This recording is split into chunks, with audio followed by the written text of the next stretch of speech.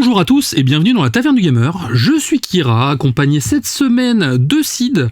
Bonjour Sid, comment vas-tu ? Bonjour à tous, bonjour Kira, ça va très bien. Je rigole encore un petit peu de notre faux départ. Les auditeurs ne le savent pas, mais on a eu un très beau faux départ là pour cet épisode. Surtout que j'avais géré une intro de folie. Ouais, non, c'est vrai que j'espère qu'il va bien se passer. Du coup, c'est de ma faute, mais sinon, ouais, ça va très bien. La semaine est encore courte, hein. J'ai des jours de congé, donc c'est cool. Je suis toujours sur Stellar Blade à platiner mon jeu. Et j'attaque après Final Fantasy XVI, les DLC, tu sais, ça fait longtemps que je voulais les faire. Et, oui, qui sont sortis, oui. Ouais, comme les deux sont sortis et que j'ai fini Stellar Blade, voilà, je vais me consacrer à ça après pour rester un petit peu dans le thème de Final Fantasy. Alors moi, ma semaine, alors déjà, j'ai fait un petit peu de Dead Island 2, le deuxième DLC qu'on a bien entamé avec un pote. Ah, oui. Pour l'instant, c'est très cool, bonne ambiance et tout, donc on se marre plutôt bien. Je me suis remis sur Cyberpunk. J'ai regardé la série Edge Runner un soir, comme ça, je me suis dit, allez, vas-y, je me suis fait la série en 2 soirées. C'est vrai que ça se mate vite et c'est quand même très bien. Ça m'a donné envie de me remettre à Cyberpunk. Incroyable. Ce que j'ai fait, j'ai acheté le DLC que j'avais pas acheté, donc ça tombe bien. Phantom Liberty sur Xbox, ouais, Phantom Liberty. Ah, donc du coup, je l'ai commencé et c'est très cool, super, ouais, Night City quoi. Franchement, c'est un personnage à part entière et vraiment je m'éclate. Et du coup, à côté de ça, j'ai pas fait grand chose. J'attends dimanche pour aller voir Furiosa que j'attends avec impatience, ouais, forcément. Et ce soir, il y a un film South Park qui sort sur Paramount Plus que je vais regarder juste après le rec.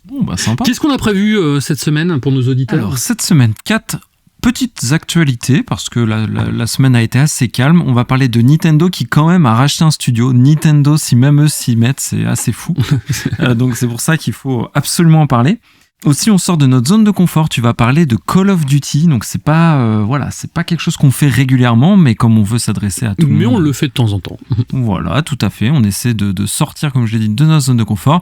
Après, pareil, moi je vais aussi sortir de ma zone de confort en parlant de Stellar Blade parce qu'il y a quelques actualités, mais non, là c'est du connu. Après, tu vas aussi nous parler de State of Decay que je connais pas du tout, j'avoue. Donc là, tu vas m'apprendre des choses, je pense. En test de la semaine en chronique, comme la Taverne du Gamer est toujours au cœur de l'actualité, nous allons parler de Star Wars Jedi Survivor qui est sorti il y a quelques temps maintenant. Qui était prévu pour la première semaine de mai à la base pour le May the Force, mais du coup non. mais du coup non, avec un peu de décalage. Et on est encore dans le mois de mai, donc on va dire que ça passe. Voilà. Et enfin, en sujet hors sujet, Final Fantasy VII Advent Children, donc le film qui fait suite au jeu Final Fantasy VII pour rester dans le fil rouge de Crisis Core, Remake, Rebirth et Advent Children. Ça fait un beau programme, donc on attaque pour la première news. Allez, c'est parti.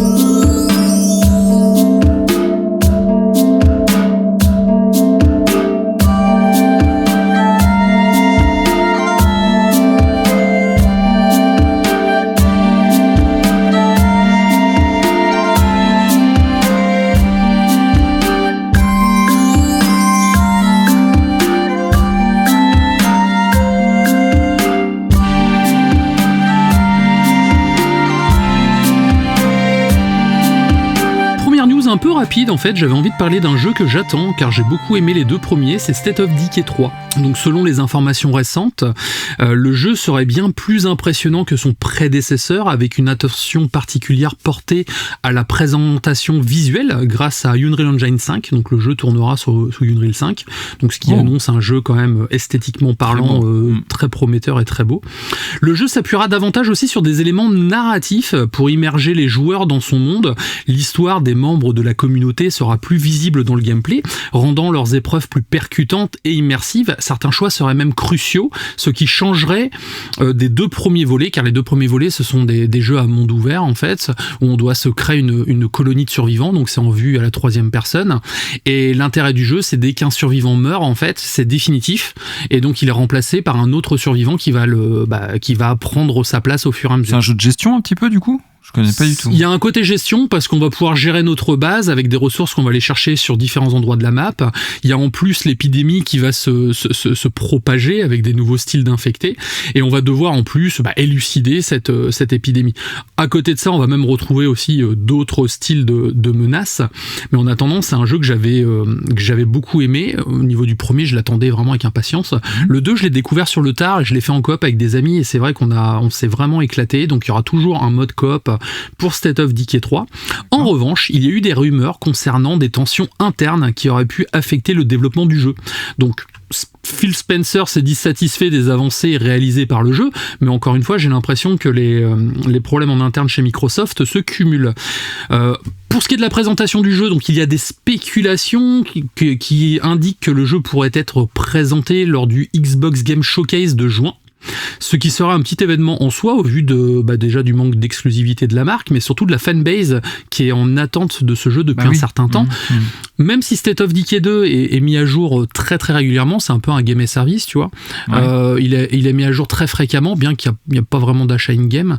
Ils ont rajouté énormément de choses et tout. Il y a encore beaucoup de gens qui jouent à ce jeu-là, mais ça n'empêche que le jeu est sorti déjà depuis un certain temps maintenant et les gens attendent. En tout cas, moi je suis le sujet de près. J'apprécie beaucoup cette... on peut appeler ça maintenant une saga, et je suis prêt à le faire en coop, en tout cas dès sa sortie. Je croise les doigts pour une belle surprise. Bon, Phil Spencer nous dit que tout se passe bien, donc peut-être qu'il faut comprendre l'inverse et que tout se passe mal. Voilà. Donc on n'est absolument pas confiant. Non, je plaisante. C'est vrai que là, en ce moment, voilà, c'est compliqué. On troll. D'ailleurs, c'est vrai que Phil Spencer s'est pas trop manifesté ces derniers temps.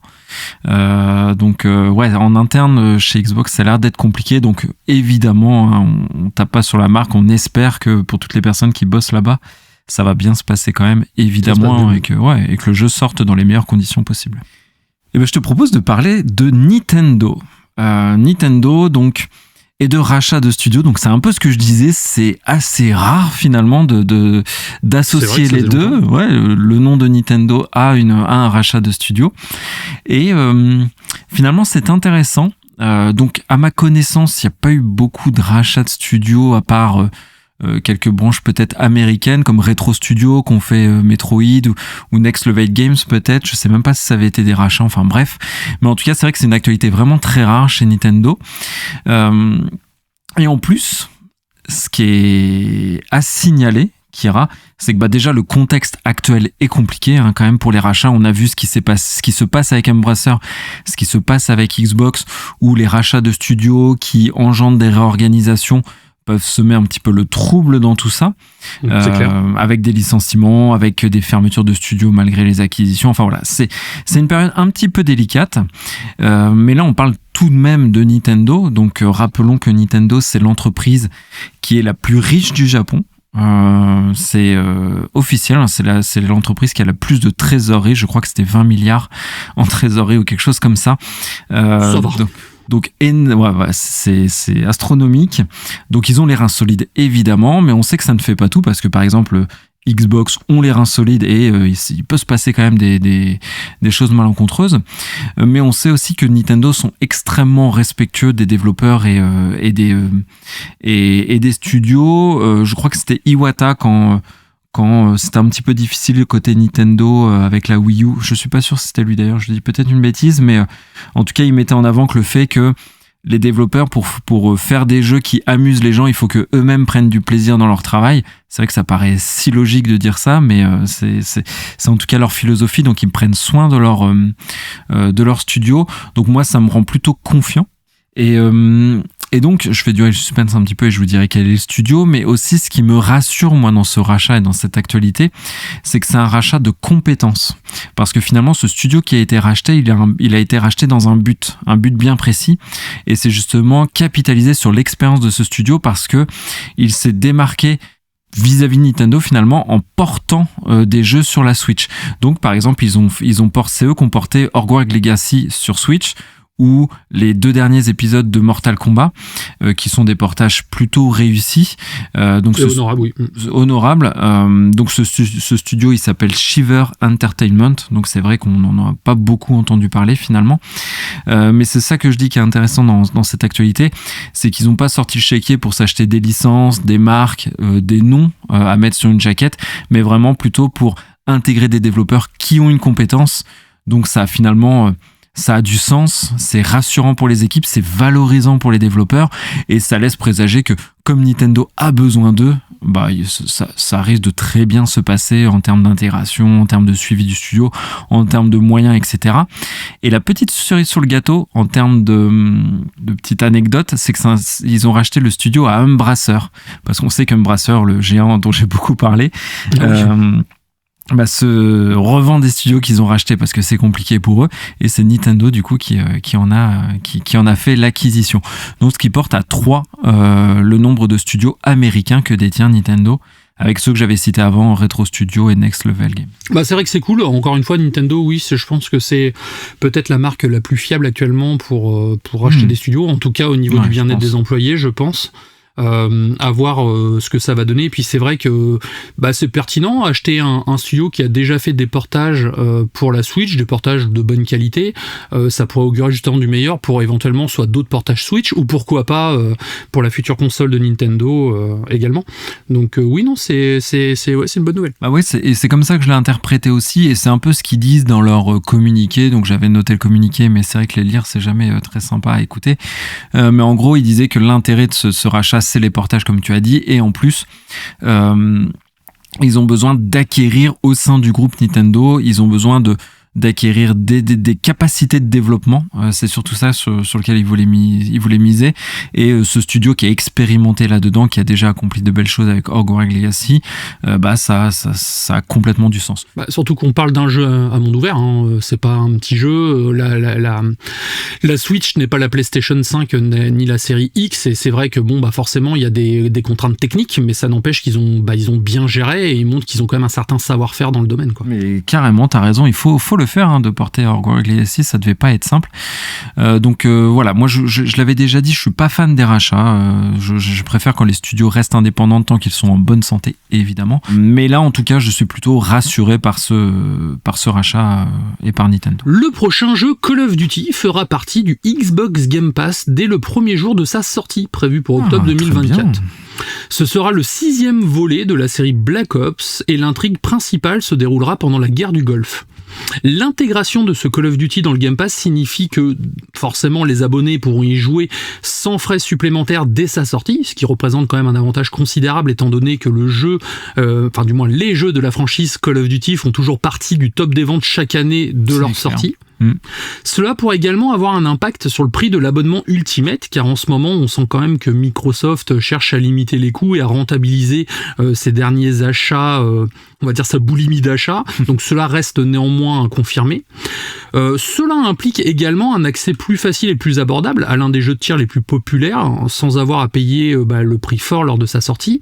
De plus, cela pourra encourager davantage de joueurs à rejoindre ou à rester sur l'écosystème Xbox, en raison de l'attrait d'avoir quand même un AAA de grande valeur disponible Day One dans l'abonnement, quoi.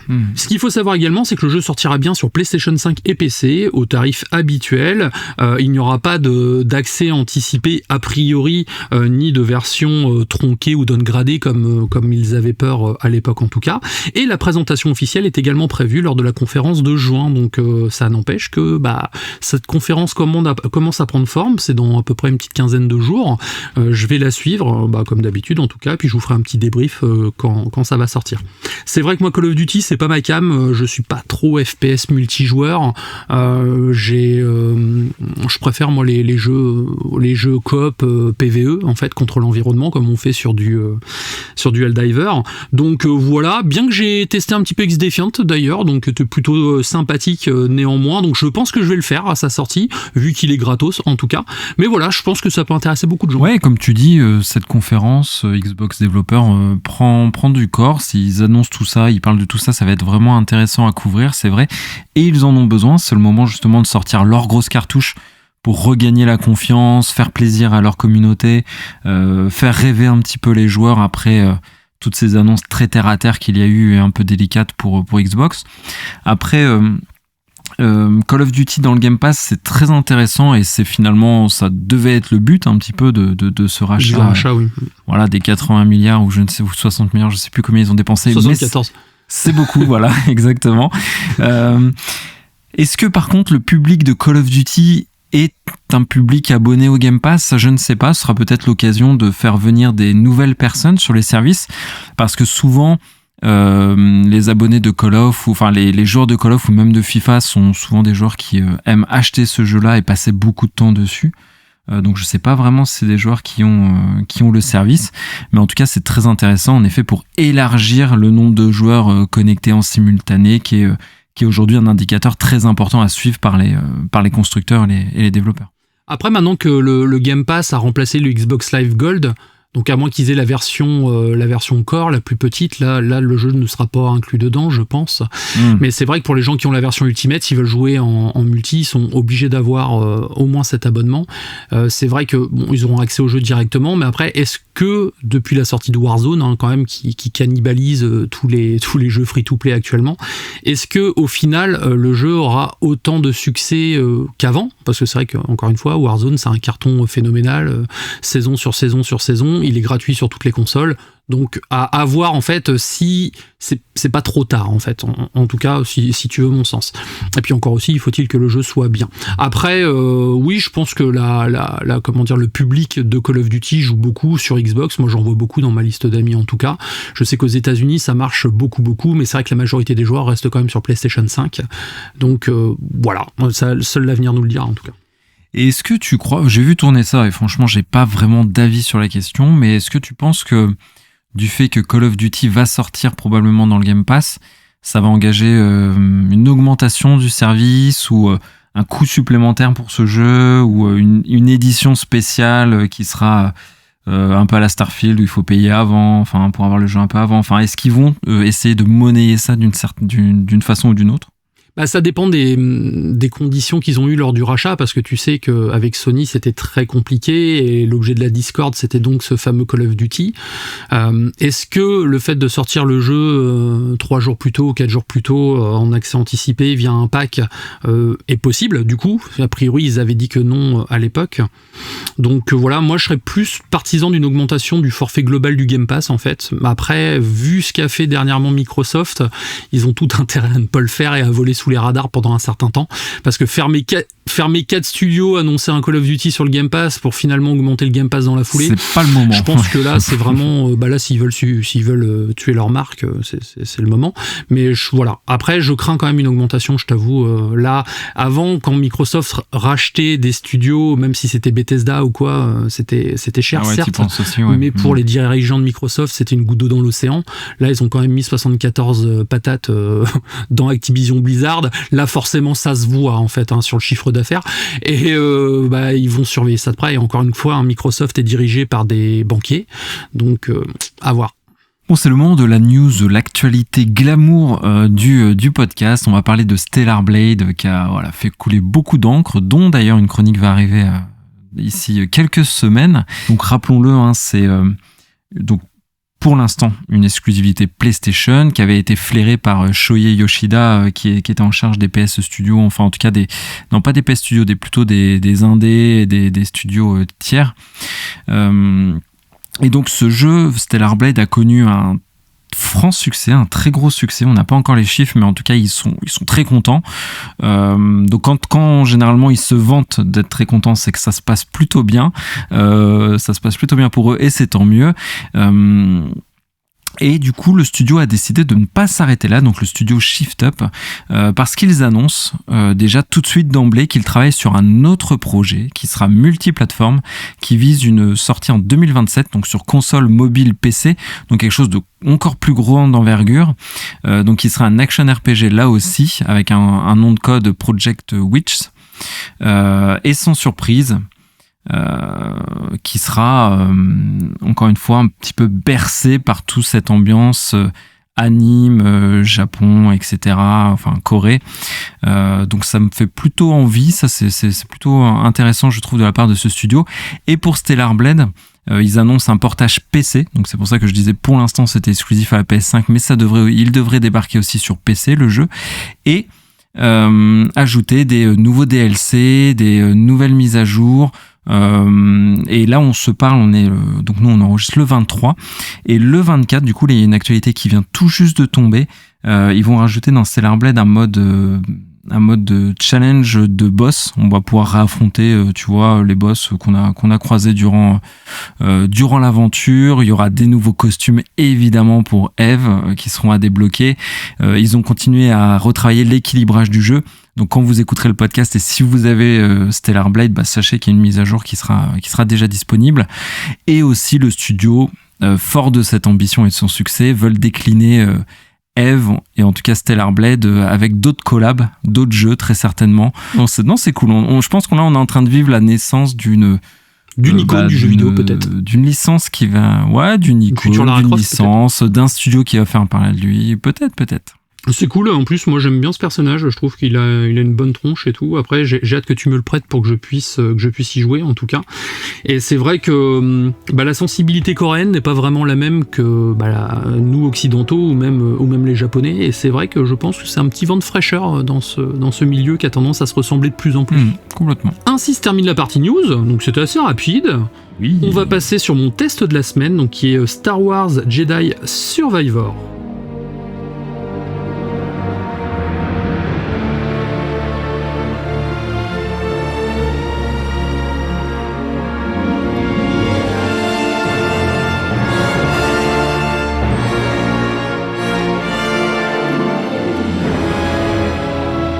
Donc, Star Wars Jedi Survivor est donc la suite du très apprécié Star Wars Jedi Fallen Order. Il est sorti exactement en avril 2023, donc on est premier sur les nouveautés bien sûr. Il est sorti sur Xbox Series, PlayStation 5 et PC. Pas Wii, bien sûr, j'ai vérifié quand même dans le doute, on sait jamais. Switch, tu veux dire ? Ouais, sur Switch, oui, pas sur Wii. Oh là là, avec Nintendo, je vais encore plus loin dans le passé là. Non, il est pas sorti sur Switch du coup. Il est développé par Respawn Entertainment et publié par Electronic Arts. C'est un jeu d'action-aventure, mais est-ce que c'est le digne successeur de Fallen Order ? Je vais vous le dire. Le développement de Jedi Survivor est un processus quand même assez impressionnant. Le jeu a été développé en 4 ans. Il utilise le moteur Unreal Engine 4 et c'est franchement une claque graphique. Tant ce jeu est incroyablement beau, avec une distance d'affichage de ouf. Alors certes, il y a quelques petits bugs d'affichage par-ci par-là, on a quelques effets un peu chelous quand tu mets les cheveux longs à ton personnage, mais ça n'empêche que ça reste une prouesse technique pour de Unreal Engine 5, 4 du moins, alors que le 5 déjà nous éclate la rétine avec Hellblade 2 par exemple. Donc ça, c'est à noter. Alors, il est clair que le jeu a bénéficié d'un investissement assez significatif, les graphismes de haute qualité, la bande sonore immersive, le gameplay qui est quand même toujours aussi complexe, qui témoigne d'un projet bien ambitieux, on va dire, même bien plus ambitieux que le premier jeu, car les défauts de son prédécesseur furent corrigés, notamment au niveau de l'écriture, qui est moins manichéenne. En parlant de l'écriture, je vais parler un petit peu de l'histoire quand même. Donc je vais pas vous spoiler parce que ça serait dommage de vous dire un petit peu ce qui se passe dans ce jeu. Je vais juste aller vraiment le plus succinct possible. Donc, comme je l'ai dit tout à l'heure, c'est une histoire qui est captivante et qui est plus profonde que celle de son aîné. Elle s'intéresse à un lore qui n'a jamais été exploité dans la saga Star Wars, à part en bande dessinée assez dernièrement. Sans révéler quoi que ce soit, le jeu continue l'aventure de Cal Kestis, qui est maintenant un chevalier Jedi. Le récit est plus mature, se passe toujours à la même époque, mais au final, la notion de guerre contre l'Empire, c'est plus une toile de fond, alors que c'était vraiment le moteur du premier jeu. Le récit est donc plus mature et défie les attentes. Il établit un nouveau groupe de héros, tout en exploitant des thèmes plus sombres et plus complexes. J'ai ressenti un côté familial à suivre ce groupe, mais ça faisait longtemps quand même que j'avais pas ressenti ça dans un jeu ou même une série ou un film Star Wars. Tu me connais, j'étais vraiment tellement dégoûté par la saga Star Wars avec les dernières boosts qu'ils ont sorties, coucou Obi-Wan, ou coucou la nécrologie, on va l'appeler comme ça, pour les 3 derniers, que j'avais plus envie vraiment de jouer du Star Wars. Là, je me suis dit, bon allez, pour le mois de mai, c'est peut-être l'occasion, donc ce jeu m'a quand même réconcilié avec la saga. D'accord. Je commence à reconsommer du Star Wars, donc bon, je suis très très sélectif, je t'avoue, mais en tout cas, voilà, ce jeu m'a beaucoup aidé. C'est déjà ça, tout à fait. Donc le gameplay était grandement amélioré par rapport à Fallen Order, avec l'introduction de nouvelles mécaniques de combat, comme la possibilité de manier différents types de sabres laser. Donc il rajoute 2 postures de combat différentes à utiliser. Donc on a la posture avec la garde, tu sais, un peu comme le sabre de Kylo Ren avec la garde sur les côtés. Ouais. C'est un peu le système comme si tu te battais avec une grosse épée lourde, tu vois. Au niveau des combats, tu vas taper d'une certaine manière, on sent que comme si le sabre vraiment était beaucoup plus lourd et beaucoup plus imposant. Et la deuxième garde en fait, c'est sabre laser donc dans la main gauche et un blaster dans la main droite. Donc ce qui te permet de te battre un petit peu comme si tu faisais de l'escrime. Donc il va se battre en fait d'une certaine manière avec son sabre, un peu comme Obi-Wan dans l'épisode 4. Et avec son blaster, tu vas pouvoir tirer pour étourdir les ennemis ou pour pouvoir les envoyer à certains endroits. Donc c'est pareil, c'est intéressant, c'est pas mon mode préféré en tout cas, mais ça n'empêche que grâce à ça, on se retrouve avec 5 postures différentes, ce qui est quand même super cool, quoi. Pas 5 postures, j'ai des bêtises, 6 postures différentes. Ça ajoute de la diversité finalement dans le gameplay, là où ça pouvait être un peu redondant dans le premier, bien que le premier était vraiment très cool. Là au moins ça change un petit peu. C'est ça, on va toujours retrouver donc le sabre à une main, le sabre à 2 mains, donc du moins un sabre dans chaque main. On va avoir également le fameux double sabre à la Dark Maul directement. On va avoir ces 2 nouvelles postures, donc non, c'est pas 6, c'est bien 5 postures de combat différentes, ce qui est quand même plutôt cool. Ouais. De plus, des options de personnalisation cosmétique sont étendues, donc adieu le poncho moche dégueulasse, clairement. Maintenant, on peut choisir le type de vêtement, la couleur, on peut choisir si on veut mettre un petit pantalon rouge ou un petit pantalon bleu, une petite chemise. Si vous voulez jouer à la Barbie avec Alcestis, vous pouvez, donc ce qui est quand même plutôt cool. On peut changer sa coupe de cheveux, la barbe, le petit droïde également a des options de personnalisation beaucoup plus avancée. Là, on peut tout changer, toutes les pièces qu'on va récupérer dans des coffres au gré du jeu, et on peut changer intégralement le look de ce petit personnage, le sabre laser également, et le blaster. Donc tout ça, on peut le modifier via des plans qu'on va trouver, et surtout des nouveaux matériaux. Donc c'est plutôt sympa. Cool. Moi, j'utilise le sabre laser violet et le manche en or, donc je suis un peu bling bling, j'avoue, mais je trouve ça super classe. Et tu as mis un mini short, un croc top et tout, et des cheveux violets. Non, pas du tout. Non, il a une petite, la plupart du jeu, avec une petite chemise rouge, avec un petit, avec un petit gilet style boléro, un peu, il est couleur bleu marron en fait. Et c'est plutôt cool. J'aime bien. Il a un côté un peu rebelle. Tu vois. Je vois. De plus, l'exploration est plus ouverte et non linéaire, ce qui laisse la possibilité de choisir certains lieux et missions comme bon nous semble. Et ça, c'est quand même un gros plus. Avant, on nous disait va sur cette planète, va sur cette planète, va sur cette planète. Là, plusieurs fois, on va se retrouver avec le choix d'aller sur plusieurs planètes différentes dans l'ordre qu'on veut. On a également la grosse nouveauté en fait du jeu, c'est un hub central qui est conçu comme une zone expansive qui s'agrandit donc au fil du temps. Les joueurs y découvriront des bâtiments autour d'une cantina, c'est ce qui nous sert de QG avec des PNJ interactifs, des boutiques pour acquérir donc de l'équipement, il y a des secrets à révéler au fur et à mesure de l'aventure. Par exemple, l'exploration de cette planète est régie par un système à la Metroidvania où certaines zones ne deviennent accessibles qu'après avoir débloqué les aptitudes nécessaires. Donc ce qui est cool, c'est que ça nous permet d'aller justement explorer cette petite zone, et je t'avoue que moi c'est ce qui me faisait peur au départ lors de la présentation du projet. J'avais peur que ça ralentisse vraiment le rythme et que ce soit chiant tous ces allers-retours, mais non, ils ont trouvé des systèmes intéressants comme des montures par exemple qui nous permettent de nous balader. Sympa ça. On va avoir aussi, oui c'est plutôt sympa, on a aussi des systèmes avec des espèces de ptérodactyles, on peut s'accrocher dessus, ce qui nous permet de planer un certain temps. Et à côté, on va avoir des missions secondaires que les PNJ vont nous donner. Donc on va rencontrer des PNJ qui vont pouvoir venir dans notre village et y vivre, et ils vont nous donner, par exemple, je sais pas moi, un convoi s'est fait attaquer par des pillards, il faut y aller, une personne a disparu, il faut y aller. Donc c'est des petites quêtes toutes simples, mais ce qui est bien, c'est que ça nous oblige à nous balader et à découvrir, ce qui nous permet de récupérer des nouveaux secrets. Et au gré de l'utilisation de ce hub, en fait, on a cette sensation d'être à la maison avec son personnage. C'est-à-dire, moi, j'allais pas de planète en planète, je faisais toujours un saut par le hub, comme si je rentrais, me posais, j'allais faire mes petits achats, j'allais boire à la cantina, j'allais jouer à un jeu de sabac. Donc, c'était vraiment ce côté roleplay qui m'a beaucoup plu au final. Alors, pourtant, c'était une de mes plus grosses craintes. En fait, ils ont transformé le jeu en Animal Crossing, quoi. Tu peux changer les vêtements, tu as ton petit village, tu plantes tes légumes aussi, et tu choisis l'ameublement. Est-ce qu'il y a un jeu de pêche ? Alors, il n'y a pas de jeu de pêche, non, mais sur le toit de la cantina, tu peux planter tes légumes. Voilà. Donc, c'est-à-dire, tu vas aller récupérer des graines que tu vas planter sur le toit. À un moment, tu vas même récupérer une espèce de jardinier qui va entretenir ton potager. Et du coup, ça sert à rien, mais tu peux le faire. Donc, tu vois, les gars, ils sont chauds. Et du coup, moi, ce que j'aimais beaucoup dans le premier, c'est qu'on pouvait visiter plusieurs planètes quand même. Là, du coup, j'ai l'impression que dans Jedi Crossing, on a une seule planète ou on en a plusieurs ? Non, on a plusieurs planètes. Ça va être d'ailleurs pour moi un des points faibles du jeu, même un des points faibles de la saga Star Wars tout entière, c'est qu'on va se retrouver avec plusieurs planètes, mais on a toujours le même type de planète. La planète de sable, la planète vide, la planète de glace, la planète sur un météorite. Et les gars, vous avez une des plus grandes sagas de science-fiction de tous les temps. Est-ce que vous pouvez changer un peu de style de planète ? Enfin, je veux dire, on n'est pas obligé d'aller toujours aux mêmes endroits, en fait. Moi, quand je me suis retrouvé sur Jeddah, je me suis dit, ah super, une planète de sable, ah super, Jeddah, je l'ai déjà vu dans Rogue One. Enfin... J'aimerais bien que ça change, et c'est sûr que c'est pas avec le prochain Star Wars Outlaws que ça va le faire, en tout cas. Ils pourraient nous faire aller sur Namek, enfin, il y a matière de faire plein de choses. Je sais pas, il me faut une planète avec un ciel violet, éventuellement. Enfin, il y a tellement de matière, mais pourquoi retrouver toujours ce même putain de désert? J'aimerais bien faire autre chose de temps en temps. En plus, le sable, ça irrite, ça rentre dans les fesses. Enfin, tu vois, ton perso, il marche bizarrement après. Enfin, voilà.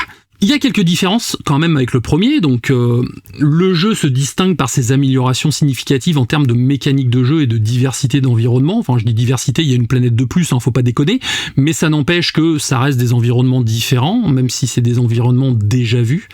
Les combats sont aussi plus dynamiques, on a plus de liberté pour explorer et interagir avec le monde qui nous entoure, comme je le disais tout à l'heure. La partie grimpette à la Uncharted est bien plus poussée avec de nouvelles aptitudes également. On a un grappin qui va nous permettre de nous agrandir, de nous agripper à certains endroits. Sur certaines planètes, on va utiliser le vent aussi, ce qui nous permettra de planer. On va débloquer un système de dash où quand on va sauter, on peut faire un double saut et dasher, ce qui nous permettra d'avancer un petit peu plus loin. Donc tout ça, ça renouvelle vraiment le gameplay grimpette. J'aime bien appeler ça de la grimpette.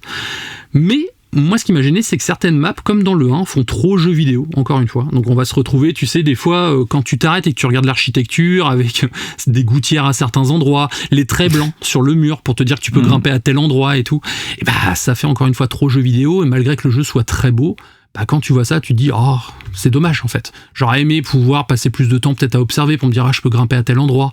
Il y a certaines fautes de goût comme ça qui sont dommages juste pour la partie jeu vidéo.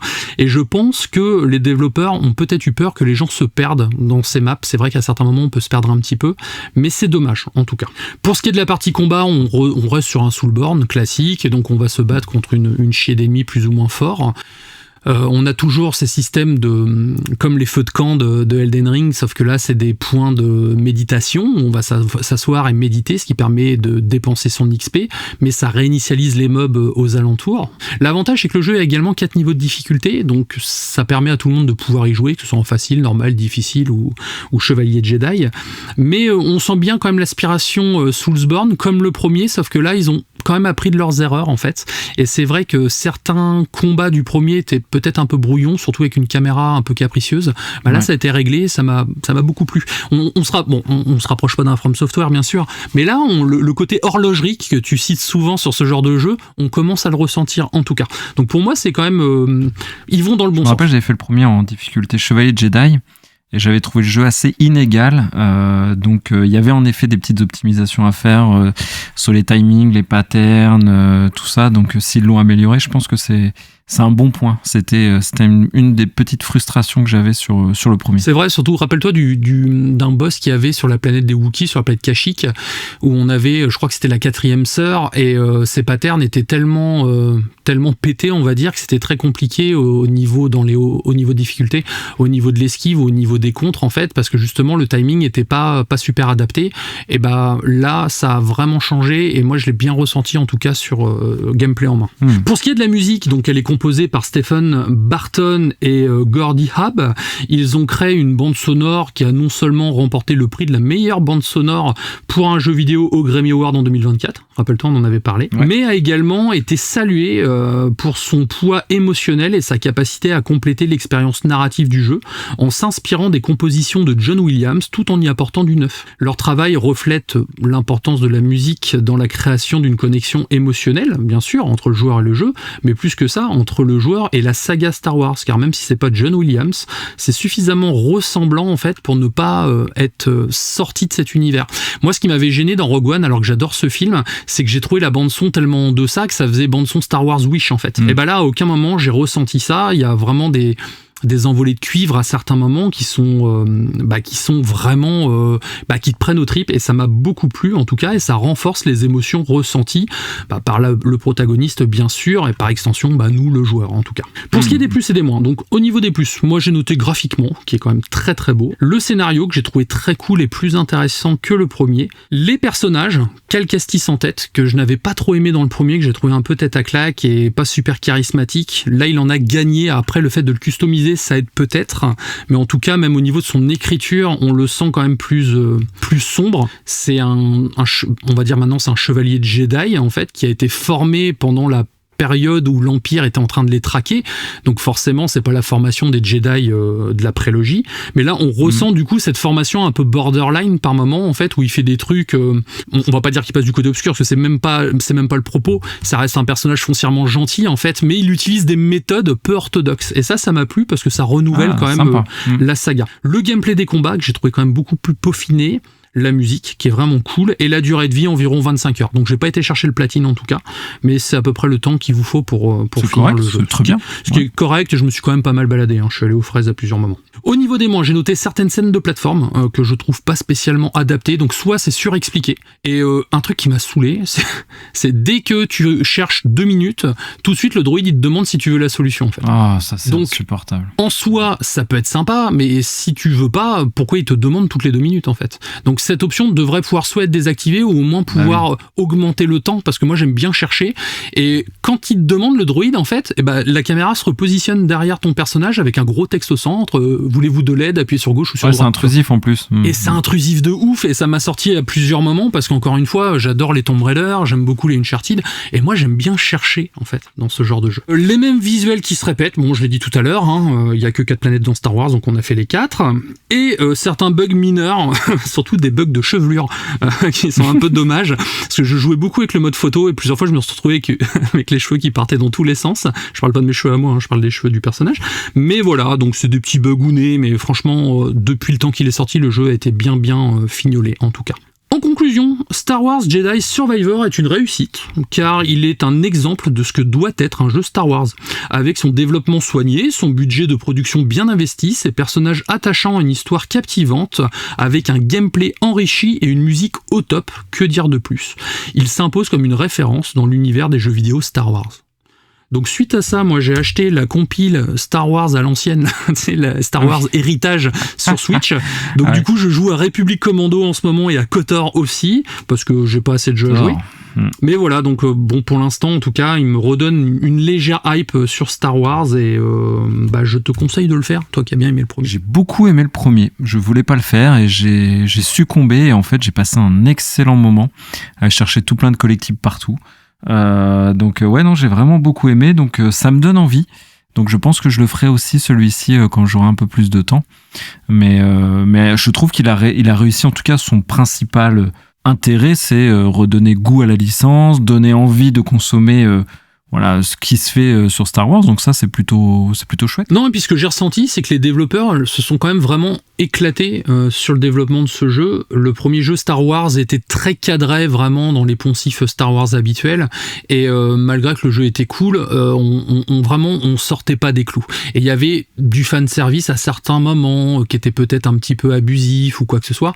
Là, c'est pas le cas en fait. Là, on va se retrouver vraiment avec une histoire qui traite d'un autre lore, donc je pense que le lore en question, c'est volontaire pour accompagner la série Acolyte, pour que les gens soient un peu au courant de ce qui se trame dans ce jeu en tout cas, mais ils ont pris corps de faire quelque chose, et surtout ils ont écouté les joueurs. Certaines choses qui étaient quand même assez rédhibitoires sur le premier jeu ont été modifiées et peaufinées, et ça c'est la preuve que c'est un bon studio en tout cas, et venant d'Electronic Arts à la production, je vais te dire que je suis un peu sur le cul, donc j'espère j'aurai une aussi bonne surprise en tout cas avec Star Wars Outlaws au mois d'octobre. On espère, ouais. Ainsi se termine mon test. Donc n'oubliez pas, il est sorti sur toutes les plateformes, il est disponible dans le Game Pass également pour ceux qui ont une Xbox. Moi je l'ai fait sur PlayStation d'ailleurs. Même la Wii. Ou la Wii également, oui, la Wii le fait tourner en 4K 120 FPS, t'imagines pas. Je l'ai fait sur PlayStation, je tenais à le dire aussi, oui, la DualSense est bien utilisée, tous les bruits du droïde sortent par le petit haut-parleur, et on a aussi la gâchette qui se durcit en fonction du type de posture de sabre laser, ce qui est quand même très cool, et ça m'a beaucoup plu parce que les vibrations également en fonction du sabre que tu vas avoir ne sont pas tout à fait les mêmes. Pour une fois que je suis content d'une utilisation de la DualShock pertinente, depuis Callisto Protocol c'était pas arrivé en tout cas. T'as apprécié avoir la gâchette qui se durcit. Ah ouais, j'aime bien. Ouais, c'est vrai. Donc c'est parti pour ton sujet hors sujet. Oui. Tu vas nous parler d'une saga que tu adores, encore une fois, que moi je n'aime pas, car oui, je vais peut-être m'attirer les foudres de nos auditeurs, mais c'est vrai que je ne suis pas fan de Final Fantasy VII, et encore moins de son personnage principal. Alors là, tu vas parler d'un film centré sur ce personnage principal que je trouve extrêmement fade. Qu'est-ce que tu vas nous en dire ? Est-ce que ça t'a plu ? Alors, Final Fantasy VII Advent Children, tout à fait, dans l'esprit de continuer le fil rouge dont tu parlais la semaine dernière, j'ai initié ce fil rouge, je le continue. Donc, un film d'animation réalisé par Tetsuya Nomura et Yoshinori Kitase. Oh, très belle prononciation. Produit par Square Enix en 2005. Donc c'est pas tout jeune, hein. En France, il sort directement en DVD d'ailleurs. 4 ans après Les Créatures de l'Esprit, que j'ai chroniqué également. Ouais, que tu as chroniqué à l'épisode combien, Kira ? Un vieil épisode. Et c'était une recommandation auditeur. Et bah là aussi, c'est un auditeur qui m'a d'ailleurs conseillé de regarder ce film. Film d'ailleurs qui était un événement à l'époque parce que c'était l'occasion de retrouver les héros que on avait tant aimé, pour ceux qui ont aimé évidemment Final Fantasy VII à l'époque, sachant que le film, il a la particularité de se passer 2 ans après la fin du jeu original. Donc ça, déjà, sur le papier, c'est une proposition qui me stimule déjà un petit peu plus en termes de spin-off ou d'œuvre cross-média que revenir au préquel comme le fait Crisis Core. Ouais, surexpliquer les choses, là au moins, on a plus une sorte d'épilogue en fait. Exactement, et ça moi je préfère en tout cas. Donc déjà ça me mettait dans des meilleures dispositions, sachant que c'est la première œuvre vraiment de cet univers étendu de FF7, parce que Crisis Core sort 2-3 ans après. Après il y a l'épisode Cerberus avec Vincent qui sort encore après. Donc c'est vraiment le premier qui initie cet univers étendu pour Final Fantasy VII. Donc nous allons voir si c'était les prémices d'un gros pressage de citron de la licence FF7, comme le sont pour moi Crisis Core et consorts, ou est-ce que c'est un spin-off bien inspiré. Mais avant ça, la petite interlude musicale comme d'habitude.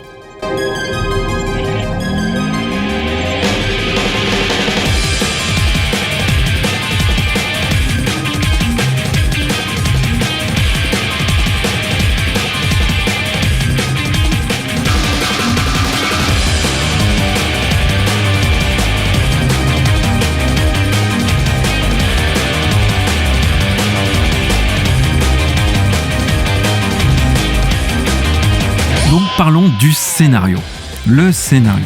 Donc nos héros qui sont sortis victorieux du combat final contre Sephiroth à la fin de Final Fantasy VII. Ça, excusez-moi, c'est pas non plus un spoil de ouf puisque le jeu a quand même presque 30 ans maintenant.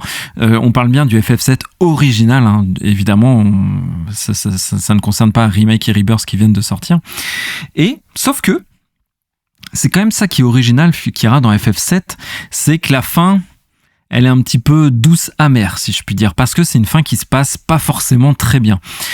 Pourquoi ? Parce que dans le jeu original, il y a eu, on le sait, Aerys se sacrifie, elle meurt à un moment dans le jeu pour contrer la matéria noire de Sephiroth avec sa propre matéria qui est blanche. Sauf que ça, malgré tout, malgré son sacrifice, la grosse attaque météore, si je puis dire, ou l'invocation météore de Sephiroth, ça bat quand même. Rien à voir avec les météores de Pégase ? Franchement, j'y ai pensé en l'écrivant en plus, mais non, dans ce cas précis, rien à voir, parce qu'on parle vraiment d'une belle bête, hein, tu vois, c'est vraiment le météore qui s'écrase, et en gros, à la fin de Final Fantasy VII, Midgar est complètement détruit, il y a eu quand même de nombreuses victimes, ils ont gagné, mais comme je disais, c'est au prix du sacrifice d'Aerys qui a pas fait l'effet escompté et au prix de nombreuses vies. Donc tu vois, c'est en ça que Final Fantasy VII, c'est une œuvre qui a beaucoup marqué, je pense. C'est que tu vois, ça bouscule un petit peu le joueur quand même quand t'as pas la vraie belle happy end. Là, c'était quand même en demi-teinte. D'accord. Et c'est ça encore une fois que je reconnais à ce spin-off que j'aime bien de Final Fantasy VII Advent Children, c'est que du coup, on passe de l'univers steampunk du jeu à un univers post-apo du film. Donc tout de suite, on a une scission de genre, de thèmes, d'esthétique même, qui finalement apporte un cachet au film que le jeu de base n'a pas. Donc tu vois, déjà, première petite différence qui fait que c'est un spin-off un peu plus inspiré qu'un simple préquel, par exemple. Oui. On retrouve le protagoniste que tu adores, donc Cloud, vivant une vie toute simple auprès de Tifa. Le petit blondinet. Notre petit blondinet, toujours très tourmenté, hein, mais après ça je l'ai expliqué, c'est un peu l'écriture de ce personnage parce que c'est un soldat qui est malade. Enfin, je refais pas tout l'histoire de Cloud que j'ai déjà expliqué un petit peu dans Remake et dans Crisis Core. Il est toujours torturé parce que il vit maintenant avec le poids de la mort d'Aerys parce que Cloud a le rôle de gardien, c'est lui qui devait protéger Aerys et elle est morte un peu pour rien, comme je l'ai dit. Donc un personnage. Donc il a un peu failli du coup, donc ça joue sur son mental. Il est ébranlé en fait, c'est ça. Et ça rajoute quand même un petit peu de corps à ce personnage, donc ça c'est plutôt pas mal. Et en plus, le monde dans lequel ils vivent manque de bol et comment je peux dire, il y a une maladie qui décime la population, on l'appelle la cicatrice étoilée ou le géostigmate, je crois, j'ai toujours eu du mal avec ce terme, il s'appelle ça le géostigmate. Nous on a le Covid, c'est dégueulasse comme nom. Et eux, ils ont la cicatrice étoilée. Ouais, franchement, je préfère choper le Covid entre nous. Mais en tout cas, le monde, donc qui est post-apo, dévasté et qui en plus en proie à une nouvelle maladie, le syndrome de la cicatrice étoilée ou les géostigmates qui proviennent de Genova, donc qui est l'entité maléfique de Final Fantasy VII. Et donc, tu vois, c'est un monde un petit peu en proie à plein de difficultés et notre Cloud qui fait grise mine, qui est devenu livreur en plus, donc là reçoit un jour un coup de téléphone d'un inconnu pour lui proposer une mission de mercenaire. Donc il était plus mercenaire et il lui propose de repartir en tant que mercenaire. Il reprend du service pour, je vous dirai pas, à vous de découvrir en regardant le film, mais en tout cas faisons l'analyse un petit peu de cette histoire sans dévoiler les éléments d'intrigue. Mais ce que je disais un petit peu en préambule, c'est que je trouve le choix pertinent en tout cas de se projeter dans un prolongement du jeu du jeu avec une fin qui était en demi-teinte comme je l'ai dit. C'est un plaisir de retrouver les compagnons de route qu'on a eu dans le jeu, donc ça pareil c'est quelque chose qui est à noter. On retrouve Tifa, on retrouve Cloud, on retrouve Barrett, on retrouve Vincent, enfin ils sont là, on retrouve les Turks aussi qui sont au mieux de leur forme, donc vraiment c'est très cool. Ça moi c'est ce que j'ai apprécié dans cette histoire, surtout que malgré que Aerys, donc tu sais ce personnage très emblématique de Final Fantasy VII, a disparu dans le jeu, elle a une représentation dans ce film et elle apparaît à Cloud pour comme dans Dexter. Tout à fait comme dans Dexter en plus c'est vrai. Elle lui parle, elle essaie de le stimuler, de le mettre sur la bonne voie. Enfin, elle représente les plaies toujours ouvertes finalement de ce personnage qui est comme je l'ai dit abattu, traumatisé. Mais Cloud est un personnage qui enfin je trouve évolue dans ce film. Là où c'est un défaut que je peux donner moi au jeu, c'est qu'on a un Cloud qui reste très souvent dans son archétype. Là il évolue davantage. Il a ses moments, il a des belles évolutions, c'est un personnage qui s'épanouit tout au long du film et ça fait plaisir de se retrouver ce Cloud qui sort un peu la tête de l'eau, donc ça j'ai apprécié. Et pour tout le reste, c'est un film un peu shonen si je puis dire. On a l'amitié, le courage, les moments de bravoure. Enfin tu vois, c'est assez quand même, c'est vivant, c'est stimulant, c'est plutôt bien calibré à ce niveau-là. Moi je l'ai vu en version longue par contre. Je dirais dans quelles conditions après, mais j'ai trouvé le film assez long. Il fait un peu plus de 2 heures. Pour moi, franchement, j'ai pas vu la version courte, du coup j'ai vu que la version longue, mais la version longue porte plutôt bien son nom. C'est assez long quand même. C'est un peu long.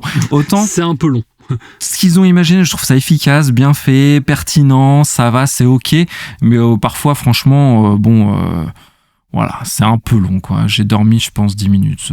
Mais ça m'empêche pas, vous voyez, de faire une chronique.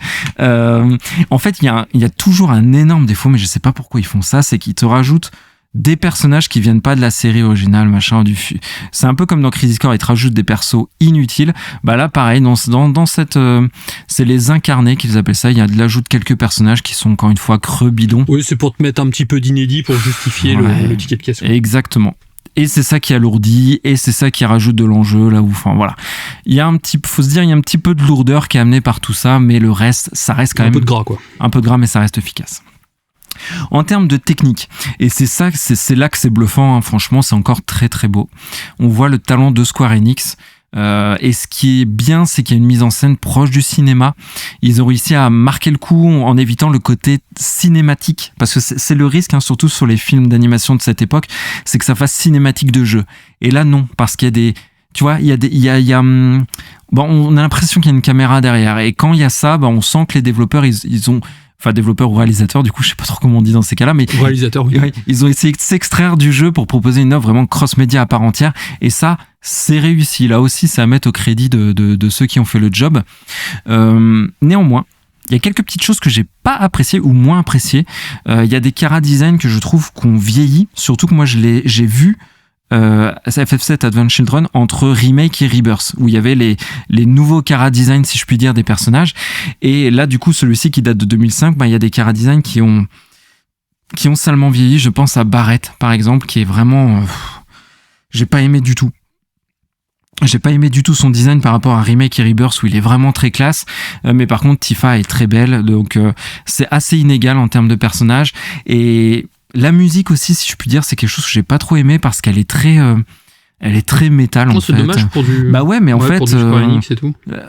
Enfin, il y a des thèmes, il y a le thème de Sephiroth, il y a des thèmes qui sont très cool, mais dans les phases d'action, c'est très métal, c'est très punchy. Mais enfin, guitare électrique et tout. Enfin, moi, j'y connais rien, mais franchement, ça m'a un peu bousculé. J'ai pas trop aimé par moment la musique. Et comme je l'ai dit, dans ce que j'aimais un peu moins, c'est qu'il y a ce syndrome de Final Fantasy Crisis Core avec certains personnages ajoutés. Qui sont très vite caricaturaux, dans l'excès, dans l'outrancier, enfin ce que j'aime pas parfois dans les jeux, dans les JRPG, tu vois, avec des personnages voilà un peu caricaturaux. Là c'est le cas avec certains ajouts. Moi c'est ce qui me gêne souvent dans les JRPG, justement, c'est pour ça que je joue pas énormément à ça, bien que là je me tâte à me faire les Xenoblade, mais là n'est pas le problème, là n'est pas le propos, parce qu'on m'a dit que justement c'était pas manichéen, et c'est vrai que c'est ce que je reproche à beaucoup de JRPG, et pourtant j'adore la saga Dragon Quest, tu le sais, mais on se retrouve toujours avec le même style d'archétype de personnage systématiquement, et j'y vais tout le temps à reculons à cause de ça, et donc là au final c'est ce que t'as retrouvé dans le film. Est-ce que c'est pareil du coup en comparaison avec le jeu, ou c'est vraiment spécifique à cette extension, on va dire, de l'univers? C'est spécifique à cette extension parce que dans les jeux, les personnages ont le temps de se poser, ont le temps d'évoluer, ont le temps d'arriver à maturité, et tu comprends les personnages, parce qu'il y a du loufoque dans Final Fantasy VII, ça c'est voulu, mais quand tu instaures du loufoque dans 1h, 1h30 ou 2 heures de film, ça n'a pas le même impact que quand tu le distilles tout au long d'une œuvre qui, voilà. Donc ça c'est des petits points, moi, sur lesquels je suis jamais très convaincu par ces choix-là. Mais par contre, en fait, pendant tout le film, je me suis dit une chose, et c'est ça que je retiens finalement de ce film, c'est qu'il aurait fait un excellent jeu, mais vraiment un jeu très très bien, parce que je m'explique. Donc Cloud a un style de combat qui lui est propre, très différent des jeux. Il est tout le temps quasiment sur sa moto. De sa moto, il peut sortir plein d'épées, des épées différentes qu'il va combiner. Il va se battre de façon très aérienne en plus, avec un Vincent qui est très présent, donc lui corps à corps, Vincent avec ses guns, etc. En fait, je me dis que ça aurait fait un très très bon beat'em all, comme à la Bayonetta. En plus, on est dans un monde post-apo un peu désertique, à la Nier Automata, à la Stellar Blade du moment. En fait, moi, je vois trop, ça aurait été le spin-off parfait, tu vois. En tant que beat'em all, où là tu t'extrais complètement du jeu original pour quelque chose de plus court, plus intense, action, gameplay. Tu t'alternes entre le gameplay de tir de Vincent, de corps à corps de Cloud. En fait, j'aurais trop kiffé voir ce film en jeu. Ça aurait été vraiment trop cool. Après, ça sera peut-être l'épilogue du prochain Final Fantasy, du coup, parce que vu que il pourrait peut-être finir le jeu d'une certaine manière, et puis derrière faire un épilogue qui reprend les événements d'Advent Children. J'aimerais bien, mais en tout cas vraiment, je te dis, avec un gameplay qui tranche complètement, un truc très action, beat'em all, t'oublies toute notion de RPG, c'est que tes épées à Devil May Cry, à Bayonetta, ou c'est que tes épées qui te donnent les stats. Enfin bref, ça aurait été vraiment très très cool. Et avant la conclusion, je vais vous distiller quelques petites anecdotes. Donc sachez que ce film, c'était à la base un délire de développeur. C'était le département cinématique, je crois, de Square Enix, qui sont amusés à faire un très court film d'animation sur Final Fantasy VII parce qu'ils sont fans. Et Yoshinori Kitase, qui a du flair, il a vu ça, il a dit, faut que j'en parle à Nomura, on va faire quelque chose de ça. Et bim, ils ont eu l'idée de ce film. Donc ça, c'est un indicateur pour montrer que c'est à la base quelque chose qui part d'une passion. C'est pas mercantile. Ils se sont dit, les gars, ils ont fait ça dans leur bureau, peut-être sur leurs heures perdues. et ça a donné naissance à ce jeu. Donc ça, c'est plutôt sympa comme anecdote. Surtout qu'en plus, c'était un très gros succès de Squaresoft à l'époque. Il y a eu le bid Advent Children, les créatures de l'esprit juste avant. Donc c'était aussi l'occasion, je pense, de renflouer les caisses tout en mettant en avant le département cinéma, en fait. Et ça, c'est plutôt pertinent. En parlant de département cinéma, le film fait aussi partie des, tu le disais à Final Fantasy VII, les créatures de l'esprit, pardon.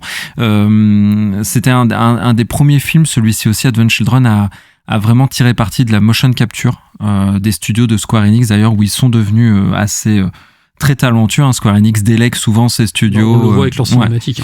Ouais, et puis ils délèguent aujourd'hui, ils ont un vrai département là-dessus.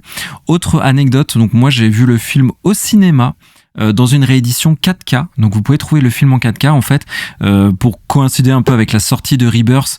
Ils ont refait le film en 4K, ils l'ont projeté en salle en France, il y avait qu'une date et j'ai eu la chance d'y aller, et il y avait avant des petits commentaires qui parlaient de Rebirth, qui parlaient du film, donc il y avait Nomura, il y avait Yoshinori Kitase justement et Naoki Hamaguchi qui ont parlé de tout ça, donc c'était plutôt cool. Et aussi, est-ce que c'était à ce moment-là, je sais plus, mais en tout cas ils ont annoncé que le film était canon avec les événements de Remake et Rebirth. Et d'ailleurs, le Sephiroth que l'on a à la fin de Final Fantasy VII Remake est le Sephiroth d'Advent Children. Donc ils sont en train de nous faire des liens avec toutes ces œuvres et tout. Donc le film est bien canon, donc il a tout à fait sa place. Si vous êtes en train de faire Remake ou Rebirth, vous pouvez tout à fait le regarder parce que on est complètement dedans. C'est vraiment c'est très pertinent de le regarder parce qu'il y a des clins d'œil, enfin bref, ils ont réutilisé des monstres, voilà. Faites-le, regardez-le, c'est intéressant si vous êtes fan des jeux.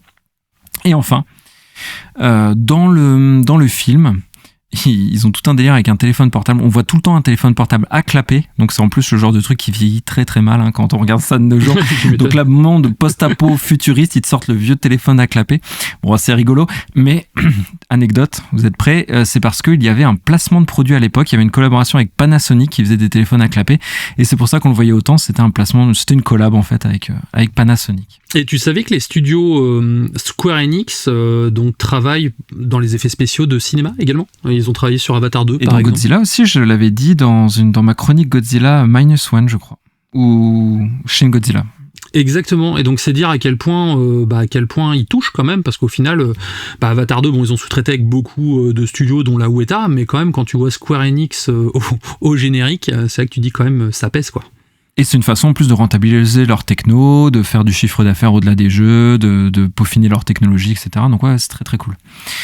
Donc en conclusion, Final Fantasy VII Advent Children est un film que j'ai trouvé au début déroutant, mais de qualité vraiment, qui aura un intérêt, par contre disons-le vraiment uniquement pour ceux qui connaissent bien Final Fantasy VII et qui ont envie de découvrir un petit peu plus sur cet univers. Parce que si vous n'y connaissez rien, je pense que le film n'a tout simplement aucun intérêt, à part esthétique. Mais bon, d'ailleurs esthétiquement très joli, avec des animations qui franchement coupent le souffle parfois, un scénario efficace mais pas transcendant, je l'ai dit. Cette œuvre de cross-média est une œuvre de qualité, mais qui n'est pas dans les incontournables. Je mets pas ça au top des adaptations de jeux vidéo, au top des adaptations de trans ou de cross-média, mais c'est une adaptation tout à fait honnête. Je retiendrai surtout du film, tu vois, c'est que... En fait, c'est drôle, mais j'aurais aimé y jouer. Un spin-off qui assume vraiment le gameplay, la direction artistique, le propos, qui aurait fait quelque chose de vraiment original. Donc c'est mon seul petit... Qui assume son côté jeu vidéo. Ouais, c'est mon seul petit regret, c'est que ça fait presque un film très très jeu vidéo, enfin avec un concept de jeu vidéo qui serait très cool. Mais en tout cas, vous pouvez y aller les yeux fermés. Si, encore une fois, vous êtes en plein dans FF7 Remake et Rebirth, surtout que on l'a dit, ils ont assumé l'affiliation, donc voilà, il y a un petit truc un peu méta entre le film et les jeux. Moi j'ai une petite question, tu parlais dans ta chronique sur le préquel que le jeu avait amoindri le lore de la saga Final Fantasy en expliquant certaines choses inutiles, voilà, sur Crisis Core, en expliquant des choses inutiles ou en intégrant des personnages un peu relous.